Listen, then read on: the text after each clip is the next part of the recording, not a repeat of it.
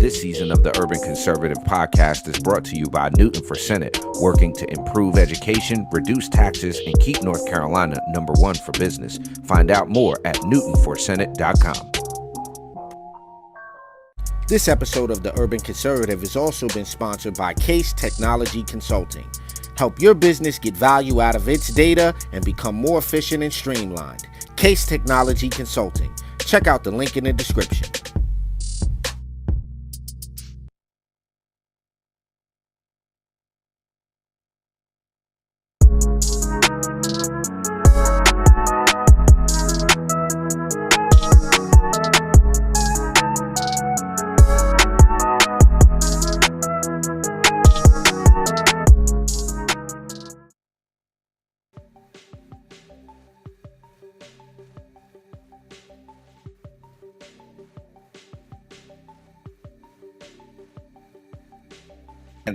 Top of the morning, ladies and gentlemen. Welcome to the best 30-minute morning show on the planet. I'm your host, Addul Ali. Thank you so much for being with us today.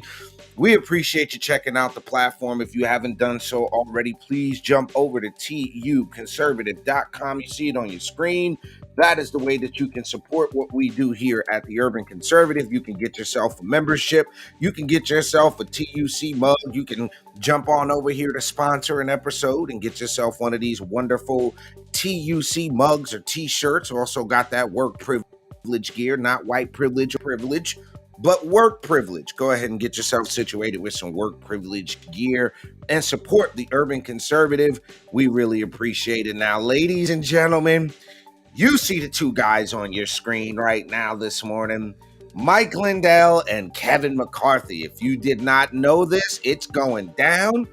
Kevin McCarthy is being sued by Lindell TV in Congress.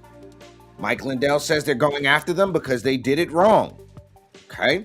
MyPillow CEO Mike Lindell is suing House Speaker Kevin McCarthy for exclusively releasing footage from the January 6, 2021 Capitol event to Fox News and not other networks like his. Okay.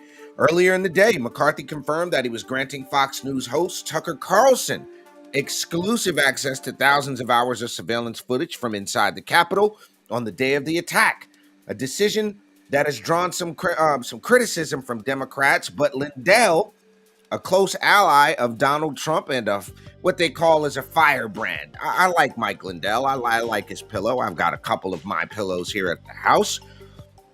But Lindell has joined those condemning McCarthy.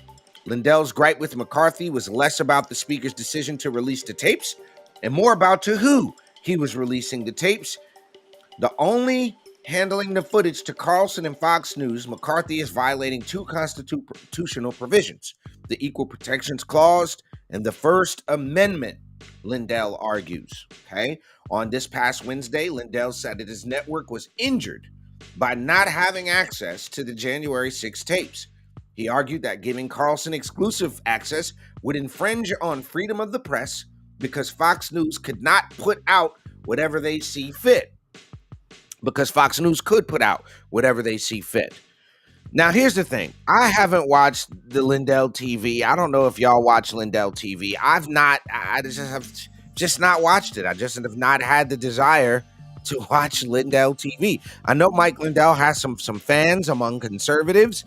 I didn't think he should be I wasn't in favor of him to be the RNC chair. I just don't know that he's done enough for the Republican Party. I think he's been a little more critical than a team player. And quite frankly, I mean, look, some of the stuff that he's talking about, I get why McCarthy would give it to Fox. I get it. I just get it. I don't think that there was a big beef with that, but we'll see. The whole idea here is that Fox is going to be the filter of the world, Lindell asked. Not going to happen on my watch, I'll tell you that. Now, Lindell has also claimed that McCarthy is violating the Equal Protection Clause by discriminating against him. Lindell said that he intended to go after Fox originally, but after meeting with his lawyers, he was informed he should go right after the speaker, right after Congress. Lindell says, "I'll take it all the way up. I don't care if I don't get there," Lindell said to Steve Bannon on the War Room podcast. "We're going to run this all the way up to the Supreme Court." Now, there's a part of me, I know there's a lot of folks that are fans of Mike Lindell and fans of some of these conservatives, but at what point do we realize some of this stuff is publicity stuntish? I mean, like, seriously, do you think the Supreme Court is going to take up this case, honestly? Or is this going to be another opportunity to market some more pillow stuff? Because I'll be honest with you, I love the pillows. Think the pillows are great. I just don't agree with all the hyper political stuff that Lindell does. I know he's a little further right than some folks would like. Again, I like his products. I'm just not. I don't know if this is the best idea. Is him suing? Now, let's just say, for example, Mike Lindell would have become the RNC chair. We would have had a sitting RNC chair suing the sitting Speaker of the House. That's what we would have been looking at. Not that would not have bode well for Republicans. So now we've got to deal with Mike Lindell, who is suing Kevin McCarthy.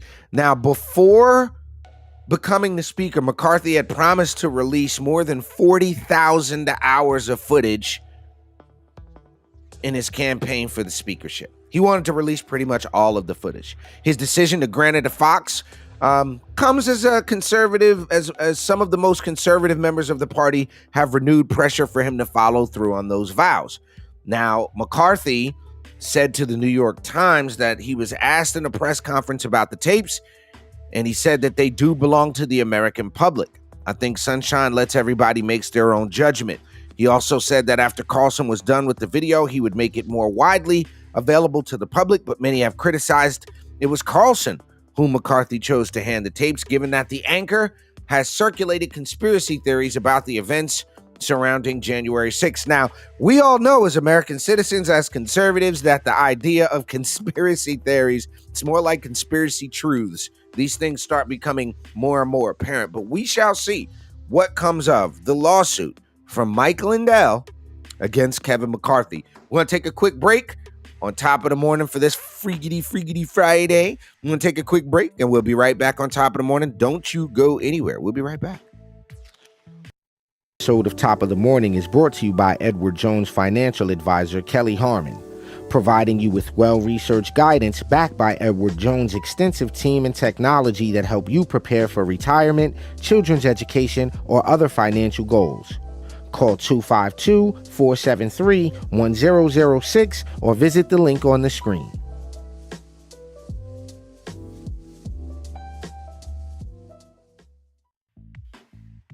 Welcome back to Top of the Morning, ladies and gentlemen. You're checking out the best 30-minute morning show on planet. I'm your host, Addul Ali. Gotta give a big thank you to all of our sponsors and supporters. Again, you can jump on over to tuconservative.com. You can go ahead and click on that page that says sponsor an episode. You can get yourself hooked right on up and have access to our audience. Got to give a big shout out to everybody that supports the show and has come on. Nick Loda, Paul Newton, Ted Budd, David Willis, Mark Robinson. So many people have come on board. We appreciate you. So again, tuconservative.com. Get yourself a membership. Help us keep the dice rolling. Now, next thing we're going to talk about this morning is critical race theory. All right. Carolina schools ban critical race theory. I'm going to give you the easiest answer. The answer is yes. We don't need to be teaching critical race theory. Now y'all are going to say, oh, critical theory isn't taught in the schools. Critical race theory is a high school, is a college thing, and critical race theory is not something that's being taught in our schools, okay? Listen, critical race theory as an ideology is indeed being taught in our schools. It is indeed being pushed in our schools. And a new bill in the North Carolina House would ban schools from promoting racism in the classroom. Okay. It would also ban them from teaching that systemic racism exists. And I'm going to crap all over the idea of systemic racism right now. Systemic racism doesn't exist. Are there people who are in systems that are racist? Sure. I'm not going to say every prison guard in every prison is not racist. I'm not going to say that every, detention officer in every jail in every part of the country, we don't have any people there. But to say the system in and of itself is racist, and I'm going to prove you wrong. If the system was racist in America, how do you account for back-to-back black secretaries of state? How do you account for back-to-back black SecDef, Secretary of Defenses? How do you account for two black Supreme Court justices? How do you account for back-to-back black president? How do you account for all of the black mayors? How do you account for all of these black elected officials throughout the country if the system is set up to be systemically racist? How do you account for all of that stuff? And I tell you how you account for it. It's because racism is one of the least problems we have in this country. Right? It's a non-existent issue in America. I'm not saying it doesn't exist, but if I had to give racism a percentage of the problem that we're facing in the country today, I'd say racism is about a 1%. Of the 100% of problems, race for me, racism for a lot of people is only about 1% of the problems that we face in our country. Now, CRT, a better way to describe this would be the saying that it is the study of systemic racism, okay? A new bill would ban schools from teaching, for example, that not everyone is born equal in America, because everybody is born equal in America. It would also prohibit any lessons or readings that might suggest the rule of law does not exist, but instead is a series of power relationships and struggles among racial or other groups. Tamika Walker Kelly, president of the North Carolina Association of Educators, say the bill would limit an honest conversation about history. Now, the NCAE ought to shut up about this because she's a black woman in power of a large organization at that. System so racist, you can assume a position of power. Huh, Mrs. Kelly? This is what she had to say. There has been a chilling effect on how we teach history in our classroom, what subjects we engage in, and how we approach talking to our students who bring us questions and challenge us around what we are teaching in curriculums. So we need to foster classrooms that teach creative conversations, difficult conversations, she said. It is a difficult conversation to talk about slavery and what happened in this country. It is definitely a difficult conversation to talk about Jim Crow. It is a difficult conversation to talk about the civil rights movement, but it is a different thing to teach a child that something occurred. Stop. I don't need you to feel how I feel about it. I don't need you as a teacher making these kids feel some kind of way about something they never experienced. The idea that, and I'm not saying not all, but there are some teachers, and we can just go to libs of TikTok who are pushing this idea, like this thing says, that America is founded in racism. America is founded on the very principle of holding the black man down and oppressing somebody. It's the most ludicrous idea you can have out there. So let's think this out, y'all. Should we be allowing teachers to teach these kind of things in the classroom? Critical race theory is mostly limited to studies in graduate school, and I knew WRAL was going to go that right, and in some law schools. But in recent years, there's been a nationwide push by Republican politicians to claim it's a widespread public grade schools too. Now, here's what we're going to do. Let's redefine this. Let's just say critical race theory as a legal theory is taught in graduate schools and colleges. Sure. But the 1619 Project, the idea, the critical race theory as a concept in helping to instill in people a sense of they are oppressed is definitely being taught in schools. Okay? When you have teachers who have an American flag, a gay pride flag, when you have teachers that are making students serve black students as servants during Black History Month, you're not going to tell me. Now, here's the other thing. Okay, here's the other thing.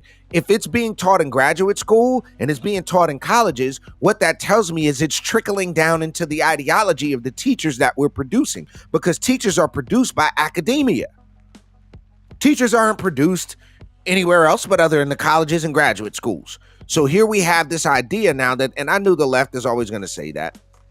Republicans said that the time it was necessary to prevent schools from teaching white children to feel guilty because of their race.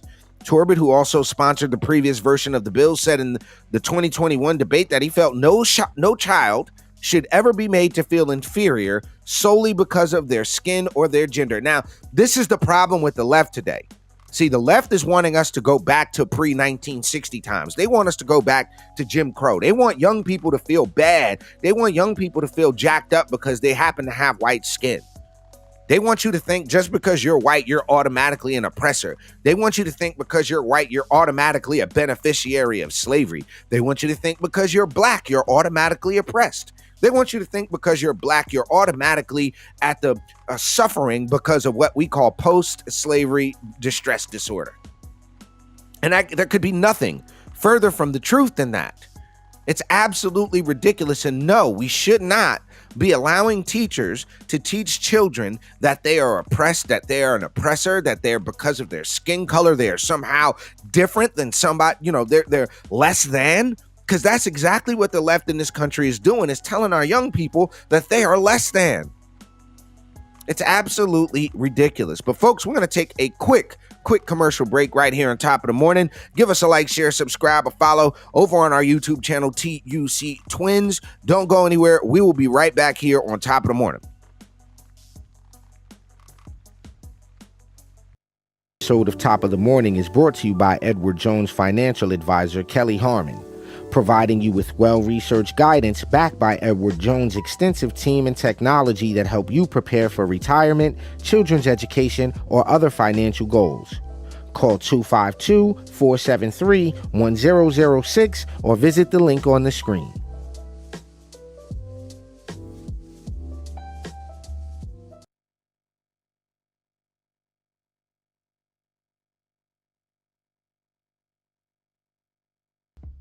All right, y'all. Welcome back to Top of the Morning. You're checking out the best 30-minute morning show on the planet.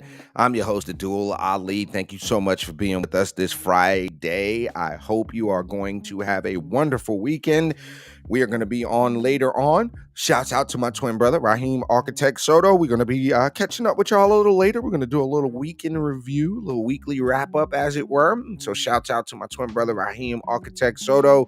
Also got to give a big shout out to our partner and one of our good friends here to the show, Ari Case with Case Technologies. Man, thanks for all the love and support. We appreciate it, brother. Now, I don't know if y'all know who this lady is, but Biden already got himself a primary challenger, okay? That lady on your screen, her name is Marianne Williamson, okay? Marianne Williamson is a prominent progressive. She ran for president in 2020.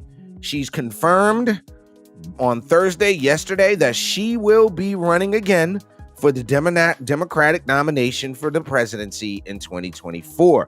Now, that would put her directly up against President Biden, who has not announced his own plans, but is widely expected to run for re-election. She got a statement here. I wouldn't be running for president if I didn't believe I can contribute to harnessing the collective sensibility that I feel is our greatest hope at this time. She told that to the Metal News Service, which is run by Northwestern University, in an exclusive interview. So far, no other Democrats have officially waded into the race yet, making her the first. She previously teased an important announcement that she said she'd be making on March 4th, which has been speculated as a presidential announcement.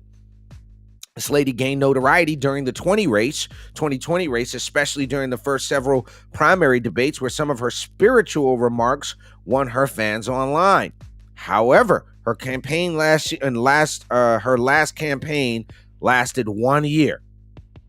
She dropped out in January. She couldn't do it.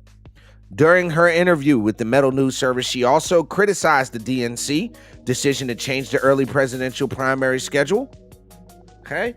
I don't know which places South Carolina as the first state in the lineup. South Carolina is where Biden placed first in 2020, is widely credited for helping boost his momentum in that primary. Now, how can you claim to be a champion of democracy when your own process is so undemocratic? And she's talking about the DNC here. Now, this news comes as polling often shows Democrats less favorable of a Biden re-election bid. One poll from the Associated Press Newark Center for Public Research, for example, said only 37% of members of his own party polled supported him running for a second term. Listen, Grandpa need to sit down somewhere, y'all.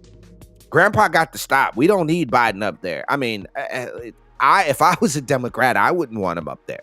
I'd be like, yo, bro, enough is enough. You need to wrap it up, B.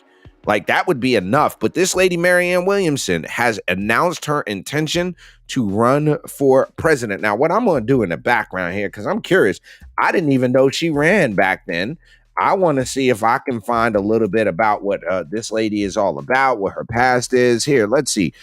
She has got, it looks like there is a, hold on, let me see if I can find out a little something about this lady, because I don't know anything about her. So let's see what we can find out. Marianne Deborah Williamson is an American author, spiritual leader, and activist. I am a little curious when it says spiritual leader. She was born in 1952, spiritual leader and political activist. She's written 14 books, including 4 New York Times bestsellers in the advice, how-to, and miscellaneous category. Author and founder of Project Angel Food, a volunteer food delivery program that serves homebound people with HIV, AIDS, and life-threatening illnesses, as well as the co-founder of the Peace Alliance, a nonprofit education and advocacy organization. She has frequently appeared on the Oprah Winfrey Show, so she done gave Oprah some money. In 2014, she ran as an independent representing California's 33rd Congressional District. On January 9th, 2019, she announced her campaign for the Democratic nomination for the United States presidential election and suspended her campaign on January 10th. She later endorsed Bernie Sanders. She was hired as a columnist for Newsweek shortly after the conclusion of her campaign. On February 23rd, that's a couple days, she stated she plans to run for president against Biden. In 1976, she was experienced confusion about God and wondering about the problem of evil at a party in New York and picked up a copy of Helen Schucman's book, A Course in Miracles, from a coffee table. She dismissed the book because, being Jewish, she was put off by its Christian terminology. She then moved to San Francisco, and while there, she developed an interest in spirituality, metaphysics, and meditation. She began reading the course passionately and doing its 365 daily exercises. She also reconciled it with her Jewishness. In her view, a conversion to Christ is not a conversion to Christianity. It is a conversion to a conviction of the heart. The Messiah is not a person, but a point of view. Yeah, I'm going to need you to stop right there, homegirl. Williamson said that the book was her path out of hell, as she had been mired in a series of unhappy love affairs, alcohol and drug abuse, a nervous breakdown, and endless sessions with therapists. So this lady is one of these metaphysical, feel-goody, I'm going to make you think this way or that way, and kind of mixing the new age stuff with Christianity to try to seem relevant to younger Gen Z people. I get it. And you made a ton of money doing it. But running for president, ma'am, I don't think so. I do not see that coming. I don't think that's going to work. I just don't see that working out well for you. I hope that Biden just sits this one out. I hope Bernie sits this one out. I mean, we don't need an octogenarian president. I'm not being ageist here. I mean, at least this lady's not like 90, you know, I'll give her that much.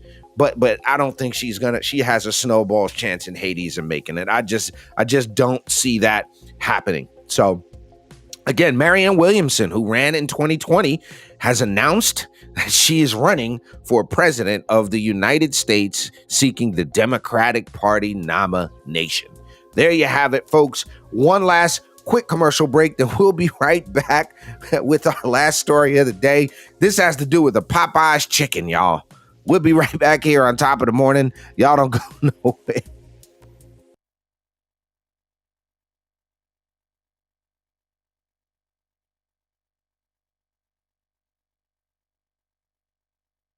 This season of the Urban Conservative Podcast is brought to you by Newton for Senate, working to improve education, reduce taxes, and keep North Carolina #1 for business. Find out more at newtonforsenate.com. This episode of the Urban Conservative has also been sponsored by Case Technology Consulting. Help your business get value out of its data and become more efficient and streamlined. Case Technology Consulting. Check out the link in the description. Hi, folks. We're back on top of the morning. Thank you so much for checking out the show each and every Monday through Friday, 8 a.m. right here on the Urban Conservative. Before I go to our last story today, I see our homegirl Ashley done checked in. They all really need to sit this one out. Let's be honest. That is a certified, bona fide, 1,000,000% fact. Shouts out to Ashley. I need to reach out to you, Ashley, because I'll be up y'all way tomorrow. Last story of the day, folks. Last story of the day, guys. Y'all aren't gonna believe this one. It is an actual thing. It actually happened. Oh man, look at this here, y'all. Look at this. Popeyes, right? Everybody likes Popeyes. I personally eat Popeyes. I was never a fan of. I'm not a big fried chicken guy. But this is coming out of Georgia. Woman crashes her SUV into Popeyes after her order was missing biscuits. This lady was so mad about her biscuits. A Georgia woman arrested after authorities say she purposefully crashed into the Popeyes restaurant. The woman, identified as 50-year-old Belinda Miller of Augusta, is charged with felony aggravated assault and criminal damage to property in the first degree. Just after 7:45 p.m. on Saturday, the Richmond County Sheriff's deputies responded to the chicken restaurant in Augusta for an accident with injuries. The Popeyes manager told deputies Miller drove her SUV into the east entrance after she became upset that her order did not have any biscuits. The manager told authorities that Miller's order was corrected and she received her biscuits prior to the incident, but was not happy. The manager said the woman made several threats to the staff, even calling and threatening to drive her car into the building. One of the employees who was standing by the entrance was almost struck by the car during the incident. Miller continued driving after hitting and entering the building until her car was stopped by debris. After crashing into the restaurant, she fled the scene. According to the report, her car was later found at home with front end damage. Now, look, guys, if you do not get your biscuits, if you do not get a side or something like that, it's not a reason to drive your car and mess up everybody else's Popeyes day. Because I'm sure you done jacked up everybody else's dinner at this point because you didn't get your biscuits. So there's our weird story for this Friday, our WTF What the Friday story. Woman drives through a Popeyes store because she didn't get a biscuit. There you have it. Well, ladies and gentlemen, we hope you have an amazing weekend here, wherever you are. We really appreciate you being part of the show. If you did not know, I have made my announcement to become the next vice chairman of the North Carolina Republican Party. You can find out more about my campaign to become the next vice chairman by visiting tuconservative.com. You click on the link, you click on the page up top that says Ali for NC, and you'll see my announcement video there. We're going to start releasing some endorsements over the next couple of days. We've got so many folks that are jumping on board to support the campaign, so I appreciate it. I'm looking forward to seeing you all at a Republican Party event in the very near future, and we will see you right here on Monday morning for Top of the Morning right here on the Urban Conservative. Don't forget, each and every Monday night, 8 p.m., the Urban Conservative podcast live, and we'll see you again on Monday morning for Top of the Morning with Addul Ali. Y'all have a safe, positive, and productive Friday and a great weekend. We'll see y'all next week. Peace and love.